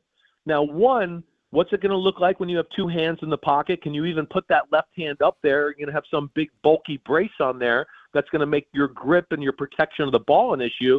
But when you fall and get sacked, right, when you put that hand down, is it going to break more? Is it going to be more of a fracture? I guess that's what I'm worried about. But I do think you can play. You can play as long as he can tolerate the pain and take some of those snaps. And Aaron Rodgers has the biggest hands in the history of quarterbacks. Really? That's why he can throw. Oh my gosh, Aaron Rodgers' hands are like Smeagol from The Lord of the Rings. It's like got an extra knuckle on them. They're crazy, right? You shake Aaron Rodgers' hands and you're like, damn, is that his middle finger on the middle of my wrist right there? And I have huge hands. and that's why he's such a gifted thrower. But, yeah, this will be definitely interesting to see what he does in Chicago if he does play this weekend. And you know he wants to play against Chicago. I mean, his record against them is Right. unbelievable, so he's going to push it. And I mean, just hearing your stories about the NFL, you know that every defensive player is going to try to hit that left hand with their helmet. Well, definitely. I mean, when guys are coming around and they're going to be swatting at the ball, they're going to be happy to swat at that left arm, right? Whether they get the ball or not, they're going to take their shots. So, yeah, that'll be something that will be tested with anybody around him in the pocket. But he's smart. He knows how to play. It's going to be an interesting game this weekend. I'm interested. I picked the Bears to win by a field goal. I don't care who plays at quarterback because I think Mason Rudolph can still do a good enough job to where the Steelers can maybe win the football game. But that's a big one right there as far as the Steelers and their AFC North, and then the Bears, of course, and where they are in the NFC North. All right, Ravens against the Jets. Jets make it official. Taylor is their quarterback. Was that the right move? I think so. I mean, gosh, Michael, I mean, what have I said, 6-7 weeks in a row? I don't know what we were waiting for, really. With Tyrod Taylor, at least it's going to open up the offense a little bit, right? I mean, I give them a little bit more of a chance to keep it close and be interesting just this weekend because the Ravens are going to be like, wait, they're going to see plays that they're going to go, wait, they didn't do this on a normal basis with Justin Fields. Because Tyrod Taylor's a better decision maker. He's a good thrower of the football. He can make every throw on the football field. And they'll be able to run more of a normal offense this week instead of, oh, wait, we can't do this because Justin doesn't throw it that well or he doesn't see this that well. I think it's an improvement for the Jets offense. All right, so who do you have in the Lions-Giants game? I mean, of course, the Lions. I mean, they're going up there where Detroit's going to be pissed off, right, bothered by the way they played last weekend. So I expect the Lions to win pretty handily. I think I picked it like 38-21, something like that, Michael. And Jets-Ravens, Ravens are 13.5-point favorites. Yeah, I picked the Ravens 31-17. That was the game. And I picked these games before I look at spreads or anything like that, right? So I try not to be influenced by that. I pick games, the score, and then I write notes to myself or my podcast, and when I break it down. The Ravens are, outside the big three in the AFC, which are the Colts, the Patriots, and the Broncos, the Ravens are probably the only other team right now that I think could go to the Super Bowl in the AFC. I'm not going to give up on them yet with the way their D's playing, and, of course, Lamar Jackson being back on that side of the ball, too. All right, so my 11-year-old son, Charlie, asked me yesterday, who do you think is the MVP in the NFL? And I said, I don't know, Matthew Stafford. So I said, I'll ask Chris Sims, Charlie. Who's the MVP right now? I think it's no doubt it's Matthew Stafford. No doubt. All right. I would go Matthew Stafford 1, Jonathan Taylor 2, Drake May 3. Right. Drake May has been phenomenal. But, I mean, I think if you sat down and watched film with me, right, you'd go, oh, yeah, they still got the training wheels on Drake May a little bit. And he does take some bad sacks, and he makes some bad decisions, and he's fumbled the ball a bunch of times this year, right? Matthew Stafford's playing, like, almost perfect. I mean, for a guy that can't scramble or run for the 2025 NFL football and what it is now, I mean, he's next level in the pocket. His ability to manipulate coverages, make unreal throws, it's an all-time great arm, right? And I think the Rams know how disrespected Matthew Stafford's been his whole career. I think they got a little bit of a checklist to go, yeah, we want to win the game, but after that, we want to make Matthew Stafford's stats look good, and we want to win him an MVP because we think he's that kind of player. Well, obviously, you have a different look on the offensive scheme because you played it. So I look at some of the stuff that McVay does in L.A. I go, wow, that's just so innovative. I never saw that with the Giants under Dable. Who do you think is the most innovative offensive mind out there? Oh, yeah. Well, he's one of them, no doubt about that, right? You're right about that. McVay's special. Shane Steichen's special. Shanahan is special. Josh McDaniels is special. Ben Johnson is really special in Chicago. I'm going to still throw Mike McDaniel in there down in Miami. Miami, he got screwed over by the GM and some of the personnel in the quarterback situation right there. But I think, that right there is the list that I would kind of say I look at to be, and Andy Reid, probably, that group right there I think kind of stands above the rest in the NFL. The one thing that jumps out at me, Josh McDaniels, who's doing, great work in New England, and I just wonder, I mean, you've dealt with coordinators and head coaches. Why did the guy fail so miserably as a head coach all the time? Yeah, it's amazing it can be like that. But some guys are just not meant to be leaders of men for the whole locker room, right? Right. Sometimes some of these coordinators, they're just better when they're in their little niche and they just got to talk to the quarterback and the offense a little bit and the O-line coach and do that. You know, being able to be, you know, a guy that can really, what do I want to say, like really relate to everybody in the locker room and be able to talk to guys and be a jerk with the right touch and be nice with the right touch and all that. Not everybody's got that, right? And, you know, unfortunately for Josh McDaniel, he's awesome offensive coordinator, but yeah, the head coaching stuff leaves a little bit more to be desired. And that's just, it's odd how it works like that sometimes, Michael. All right, Chris Sims is our guest. Now, Chris, Nicky Snacks is a guy who's listened to the show for years, and he just sent this out on X. Ready? Yeah. He said, Michael, your shows have had many terrific weekly guests over the air, but Chris Sims is absolutely making a case to be in the top 5. How about that? Damn, Nicky Snacks too? I mean, damn, that's privilege right there. I mean, holy crap, that's one of the nicest things said to me in the whole football season. I appreciate that, Nicky Snacks. And then Nito writes, today was the first time I heard Chris with Michael K on ESPN New York. He's excellent. Hey, NBC, give Sims more on-camera time. He's great. Wow. Look at this. Thanks. I appreciate that. Just go on the Peacock app. You'll see me there, or NBC Now. I'm on there all the time. But, you know, unfortunately in this new age of apps and all this damn crap, it's just like I'm not on normal cable TV all the time, which actually does piss me off and drive me crazy, Michael. All right, tell us about your podcast so people can get more Chris Sims. Yeah, podcast Monday, Tuesday, Wednesday, Thursday, every week. Chris Sims Unbuttoned. I go live on YouTube on Monday at 10 a.m. And then on Tuesday at 2 p.m. But 4 podcasts a week. I'm on Pro Football Talk with Florio from 7 to 9 a.m. in the morning. And then, of course, I do college football on Saturdays for NBC and do Sunday Night Football pregame show as well, Football Night in America. So you can find me there. Well, I agree with Nicky Snacks and Zito. You're great. Thank you so much, and have a good weekend. Thank you, buddy. I appreciate it, man. You too. Enjoy the weekend. All right. That's Chris Sims, and he is outstanding. I've had so many people. The reason I read those tweets is I have so many people in the business who I'm lucky enough that they listen to the show every now and then, and they have reached out and said, wow, Chris Sims is unbelievable how good he is. Now, NBC, Sunday Night Football, there's such a cast of characters that, you know, he's not getting as much play as maybe he should, but he's good because breaks it down, speaks in real language, is energetic about it, knowledgeable about it. He played in the NFL.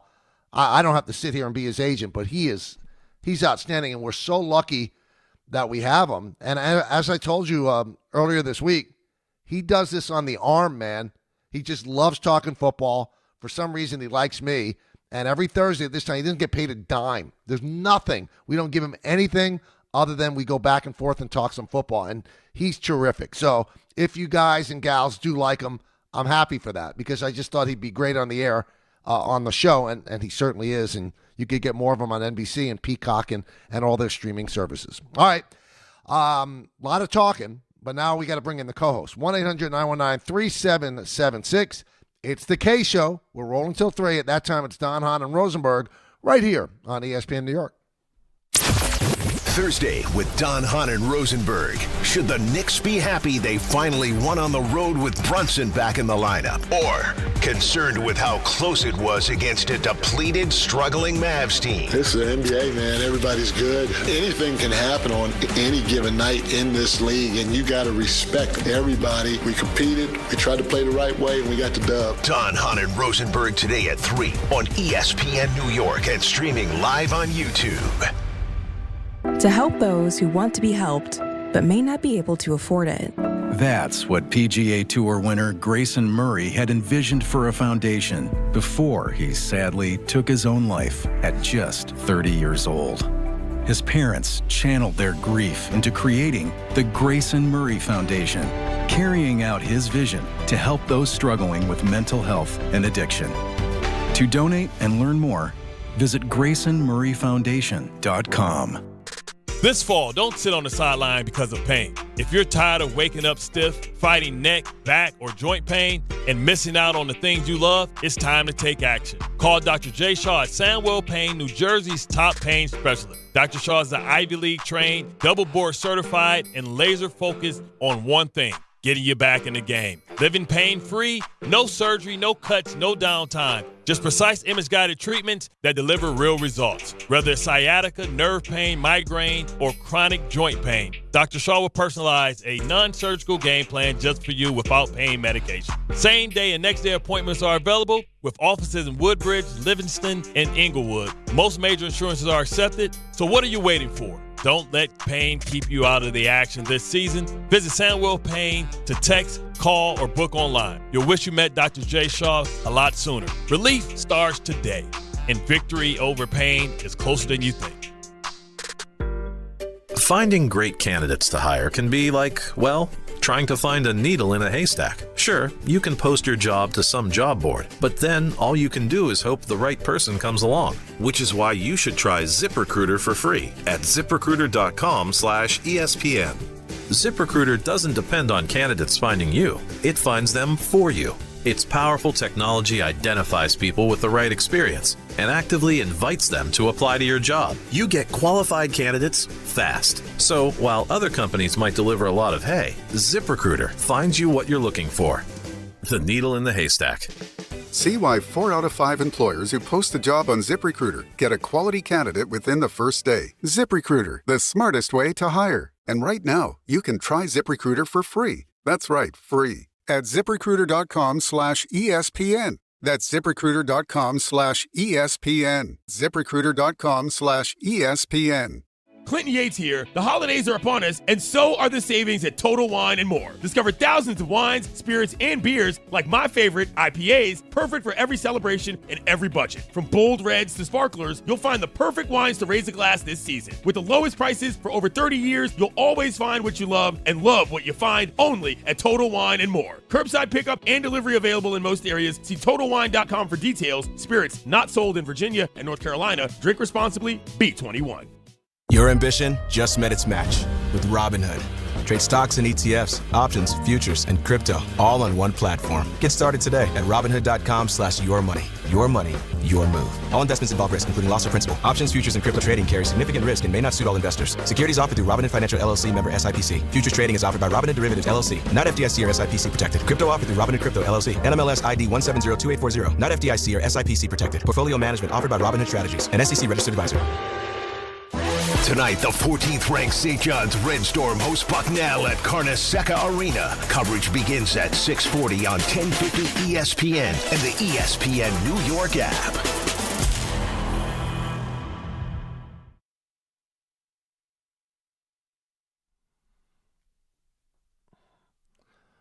Welcome back to the show, everybody. So, Big Blue Film Room tweets out that Jon Gruden has been mentioned in conversations with people around the league, that's in a quote, for the Giants head coaching job, according to Jordon Hudson, our very own. I would be absolutely stunned. First of all, how conservative the Giant organization is. And if you take away all of the backstory of what Gruden had in emails, it would be an inspired hire. He certainly is somebody that could get a lot out of a football team. But he's suing the NFL for those emails getting leaked. How do you hire somebody that's suing you? Because when you sue the NFL, you're suing all 32 owners. The NFL is the umbrella of the owners. Do you really believe? I mean, is there a world that Jon Gruden gets hired by the New York Giants? I mean, so the way that's worded, mentioned in conversations with people around the league. Why? Why would you go that route? First of all, the lawsuit would have to be dropped. Second of all, how do you get around the fact that he did actually say the stuff that he said? And you could say, well, people talk like that. Well, I don't talk like that. There's a lot of people that don't talk like that don't use the phrases that were used in those emails. I think that he's done the smart thing. He's rehabilitated his image. He's made himself very visible on Barstool. All smart, inspired moves. But it doesn't take away why he has been kept out of the league. It's ridiculous. It's the same thing with Trevor Bauer. We get those phone calls, 3 or 4 times a year. Well, why don't the Yankees sign Trevor Bauer? Well, nobody signed Trevor Bauer. So Trevor Bauer, whatever the case may be, did something, or people know something about Trevor Bauer that they don't want to touch him. He's a third rail. Has Jon Gruden even been interviewed for a head coaching job since he lost his gig? No. So the only reason that he's even in discussions right now is simply because of the fact that he's on Barstool. So he's out there again. People remember him. He's an engaging personality. I don't really do that talk radio stuff, but if the Giants hire Jon Gruden, I'll make a significant donation to the charity of your choice. The first person that calls in when they hire him. I just can't see it. You mean John Mara, of a family that's been in the NFL since 1925, is going to hire Jon Gruden, who's suing the league. And the only reason he's suing the league is not to combat what he said in those emails, but why those emails were made public. And he might, in fact, have a really good point. Doesn't take away the fact that what was in that email, he doesn't deny saying. It's not a great look. I'd be stunned if any organization takes a run at Jon Gruden. I really would. So people around the league talking, okay, what does that mean? Does that mean that Joe Shane wants him? That Mara and Tish want him? Just saying. Let's go to Greg in the work truck. Greg. Michael, how are you on this Thursday? And I hope you're feeling better, my friend. I'm a little bit under the weather, but hey, I'm okay. I'm glad to hear that. Listen, I don't want any part of Jon Gruden on this team. I've seen people say that he has a good relationship with Jackson Dart. Well, during his time, the second stint with the Raiders, nothing too impressive, and they went to the playoffs with the interim head coach that they had at the time. I would rather, and tell me if you agree with this, I'd rather an established head coach or someone who's been there, done that, in a Mike McCarthy who has success in the regular season, and that way they could bring some semblance of decency to the Giants. Well, that would be the cleaner way to go. I mean, you don't have to deal with any of the outside noise. There's going to be a lot of outside noise about Gruden. There just will be. Is he a good head coach? Yeah, he's a good head coach. Nobody's denying that. But sometimes you live in the room that you rent. And he rented this room by the things that he sent out in emails. Does it mean he should be punished for the rest of his life? Of course not. People do rehabilitate themselves, or maybe he does. There's some people out there, he doesn't have to be rehabilitated. That's who he is. And there are a lot of things you just heard Chris Sims say that people say on the field that you'd never say in real life, you never say in society. And I'm sure that Jon Gruden never said those things in public. But he felt safe doing it in, what he thought was the cloak of an email. But he still said it. So if you say it, you're going to have to live with it. And he's living with it. There's reasons, people, why Trevor Bauer doesn't have a job in the major leagues. And there's reasons why Jon Gruden was not interviewed for a head coaching job when all those spots opened up during the offseason. There's reasons. The Giants always try to be squeaky clean. Now, sometimes they veer off course. They bring in people that are questionable. The situation they had with the kicker many years ago. Yeah, that's a player. You have a chance to hire whoever you want in life. And you're going to go with a guy with that much baggage. I just don't see it happening. Spike in St. Pete. Spike. I'm glad you're feeling a little better, too. I came back from some health stuff I'm going through Monday. My wife came down with COVID and bad. Oh, and wow. really bad. How's she doing? Yeah, she's doing a little better today. They gave her something to suppress the cough, and she sounds like for 3 days she sounded like she smoked 2 packs of Luckies a day. I hope she's terrible. okay. Terrible, you know. That was the first thing they checked with me because I think there's a it's out there again. It's out there again, and she had just gone up to see the new granddaughter and came back on the plane, as you always call it, circulated air with a tube of fuel. It's a terrible way to travel. So let me, I'm sorry I got caught in a tangent, but I knew you weren't feeling well, so I'm always concerned about that. Nice. So here's where I come on the Knicks. Played about 20% of the games, a little less, U.S. The fatal flaw last year, and we've discussed this ad infinitum, you and I and others that I know, friends, relatives, and all that. The fatal flaw was they can't close out on a three. It's ugly to watch.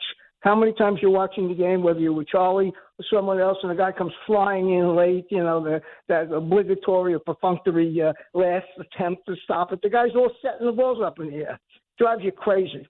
So I looked at the differential. For those who don't know basketball like Michael does, differential is the defending a three and your percentage of making the three. And once again, the Knicks number is in red, 2.4%. I brought it up to Alan a couple of weeks ago, and he said, you're right. And they don't have enough size. I think they're missing another big guy. There's Gershon Yabusele, who I watched in the FIBA games play against Germany.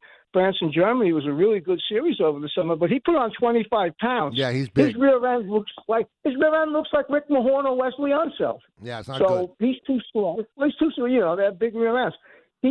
That's great for a pick, but he's too slow and he's too small. They need another big.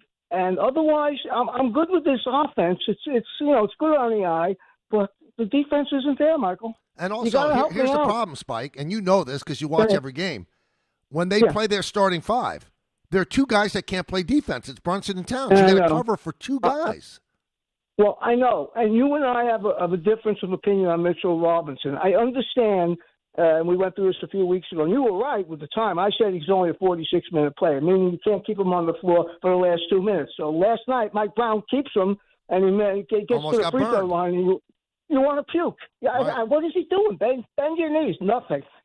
Listen, he does 2 things as well as anybody in the league: offensive rebounding and defensive help. Defensive help. He's as good as you come. They had that video last year of him guarding all 5 positions. I think the East is weak. I really do. Detroit and Orlando and Cleveland. That's all I say. Help me. No, I think we've talked about this, Spike, and hope your wife feels better. It comes down to this: the lane is open for them to get to the finals. That's why I'm not going to overreact to sloppy games like yesterday that they should have blown out the Mavericks, but they won. That's all there is to it. Yeah, defense is a question, but when people go crazy on defense, I do tell you this. There's not much defense played in the NBA. There's just not that much defense. You'd like them to close out better on 3-point shots, but a lot of teams don't. So how many teams actually win the championship on defense? You need a defensive stopper on your team to shut down the hot player, and that's obviously OG. He's a good defender. But in terms of 5-on-5, the Knicks don't have a great defensive team. They simply do not. But I don't think that's going to detract from them getting to the finals because the East is there for them. It's there for them. 1-800-919-3776. We finish it up with you until 3 o'clock at Don, Hahn, and Rosenberg. You're watching the K Show on ESPN New York, and you're watching it on the ESPN YouTube page as well. At PC Richard & Son, we don't just sell you appliances. We show you what they can do and how the features work. Because service isn't just selling appliances, it's making sure they work for you. Get Black Friday deals on top brand appliances, now up to 40% off. Plus up to $1,000 in additional savings on qualifying purchases. Great service, great savings, plus free delivery. It's kind of our thing. PC Richard & Son. Service. It has a sound. Free delivery excludes Manhattan. The Fall Savings Event continues this November at Bay Ridge Mazda. Lease the 2025 Mazda CX-30S for as low as $169 per month, or the 2025 Mazda CX-5 Select for as low as $229 per month, and get as low as 0.9% APR financing rates on select models. Plus, enjoy 1 year complimentary of Bay Ridge Plus benefits like ding and dent coverage, key replacement, windshield protection, and roadside assistance. Visit them in Brooklyn or online at BayRidgeMazda.com. Bay Ridge Mazda, where confidence comes standard. See dealer for details. At Jake's 58 Casino Hotel this November, it's your chance to gobble up the green and feast on your share of $55,000 cash. Earn entries all month long and join us on Friday, November 28th from 4 to 6 p.m. 2 winners will be drawn every hour to win up to $10,000 cash. Then at 7 p.m., 1 lucky winner will take home a grand prize of $20,000 cash at Jake's 58 Casino Hotel. If gambling is a problem for you or someone you care about, please call the 24-hour toll-free helpline at 1-877-8-HOPE-NY or text HOPE-NY. This is an ad by BetterHelp. Shorter days don't have to be so dismal.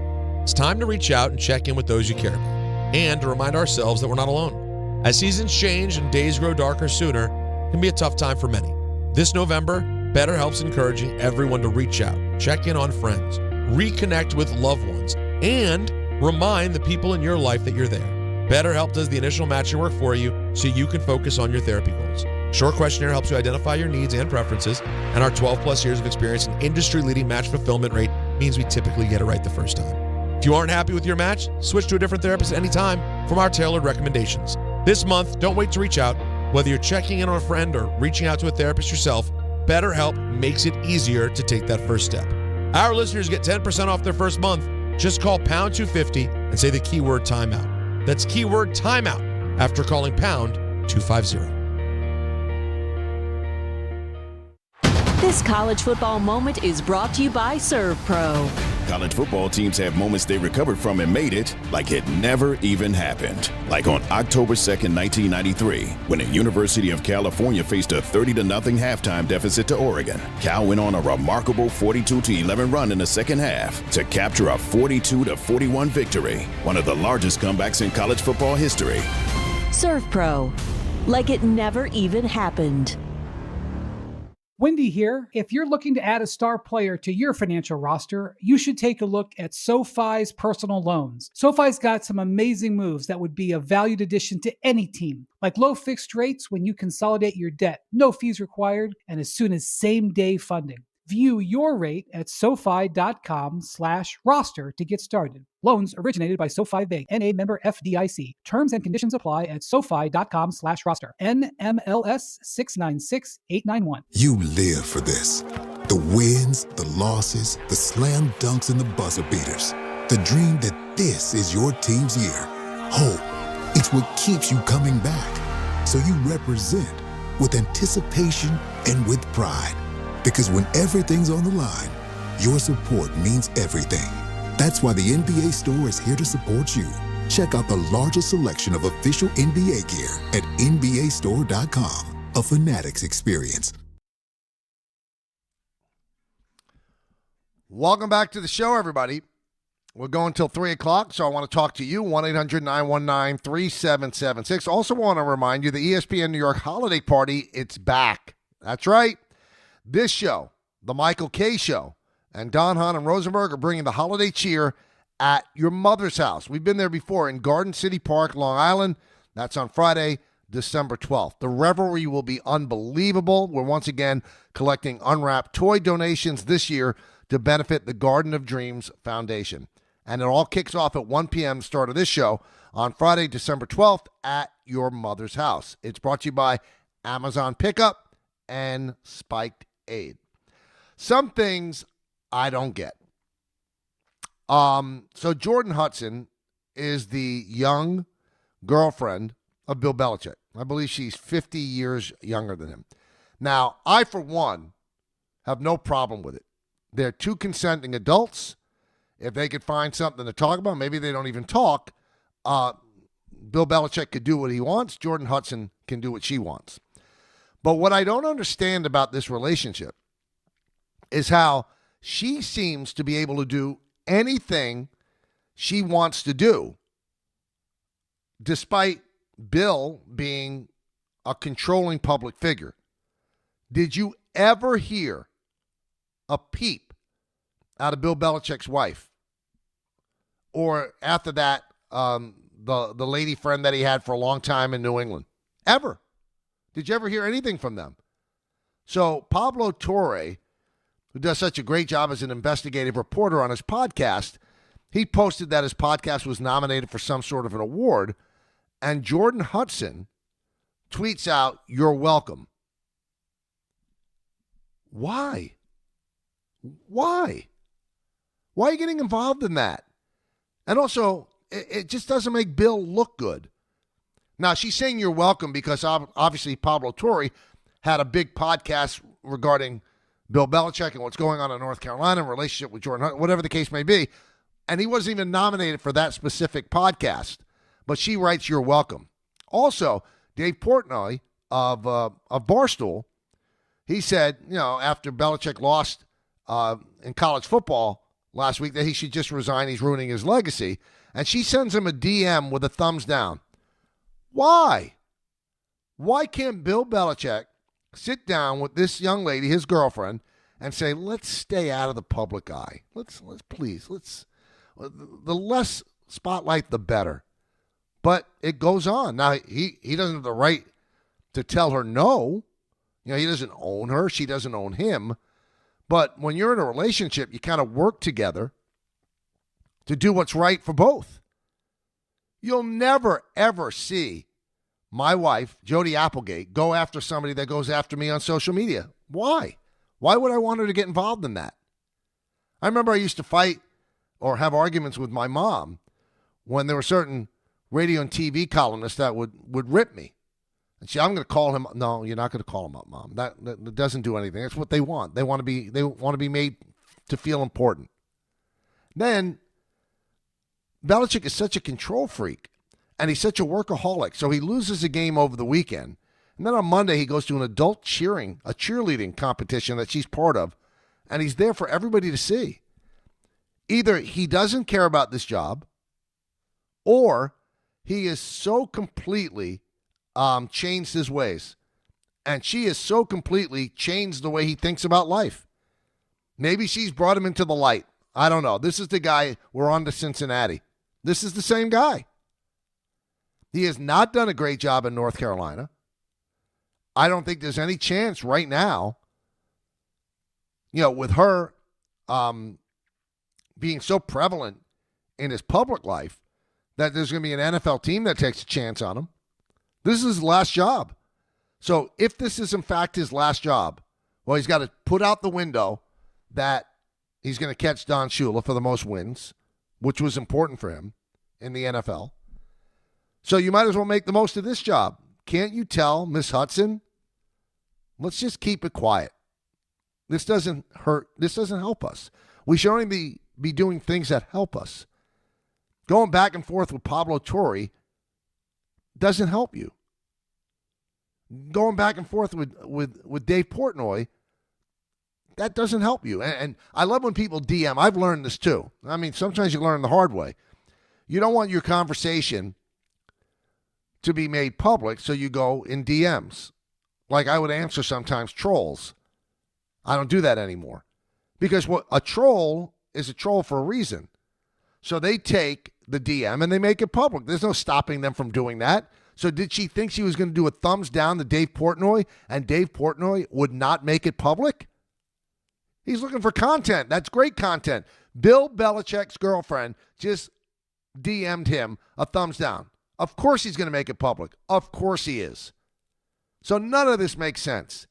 Unless Bill Belichick at the age of 73, 74, whatever he is, has completely changed his ways. Is this the same guy who was so protective of every bit of information? Now he has his girlfriend going around sending out tweets like this and DMs. I don't get it. Tony in Brooklyn, what's up, man? How you doing, Michael? I don't know if you had mentioned it before. I wasn't listening earlier, so I apologize. But I know when you said about Gruden that he had he couldn't get the job. He may not get the job because he's suing NFL. But didn't Brian Flores? He was suing NFL as well, and he still was able to get another job. Like You're right. It's a great point. Yeah. But remember, Tony, there's one difference, and I'm glad you brought it up. I should have brought it up. He's a coordinator, and he is also a well-respected coordinator. I don't know if he's going to get a head coaching job. I mean, the head coach is your he's the face of your franchise. So I think Brian Flores is suing for I don't want to get this wrong. I believe my producer could correct me. Is it racial discrimination about some job, something like that, which is an awful thing to be accused of.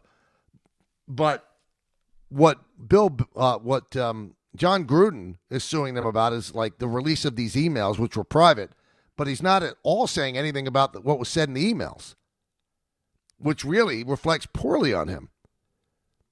I mean, he says racially insensitive things in those emails. So how are you going to coach a team? Brian Flores is not like he didn't do anything that makes himself look bad. He's saying that the NFL looks bad for what he feels is improper hirings. But as far as Jon Gruden, he's suing the NFL for why those emails became public. Not what's in the emails, because he said them. He said them. We never got a chance to talk about this yesterday. Baseball announced their new national television contracts. So Sunday Night Baseball goes from ESPN to NBC and Peacock, and all 4 wildcard series will now be on NBC, not on ESPN. ESPN takes control of MLB.TV. So if you get the package, now it's going to be through ESPN. And also ESPN takes over 6 regionals that you will be able to get on their ESPN app. Netflix signed to get the 2026 WBC. They will televise that in Japan. And they will open the season with a singular game, a national game, and that's Giants and Yankees this year. And then they'll also do the Home Run Derby and the Field of Dreams game. So Netflix, you can see, is trying to get into situations where they do events. I don't know if they want to do a lot of games, but they're doing events like the first baseball game of the year, the WBC, and the Home Run Derby. Now, the only bad thing about this is you've got to have more streaming services to see all your games. So if you're a baseball fan, let's say you're a Yankee fan, you need you need Prime for the 20 games on Prime, 21 games on Prime. You'll need Peacock to see the Yankees on Sunday Night Baseball. You'll need Netflix to see the Yankees' first game. So you're asking a lot. You're asking a lot of fans. Not just Yankee fans, all fans. And I think in their next deal, which is going to be 2028, you're going to have to streamline things. You just are. You can't expect people to have that many streaming services to watch their team. You can't make it that difficult. You can't. And I think that's going to be an issue going forward. But for the next 3 years, that's the television situation. Coming up, Don, Hahn, and Rosenberg. Tomorrow, we're back at 1. We'll make our 2-pack for sure. Last week, I had a tie, and I lost by a half point. So it has not been a good 2 weeks for me. I'll hope to be better tomorrow. In the words of Billy Joel, life is a series of hellos and goodbyes. I'm afraid it's time for goodbye again. See everybody. Have a wonderful afternoon. Enjoy Don, Hahn, and Rosenberg, and we'll talk to you tomorrow at 1. To help those who want to be helped but may not be able to afford it. That's what PGA Tour winner Grayson Murray had envisioned for a foundation before he sadly took his own life at just 30 years old. His parents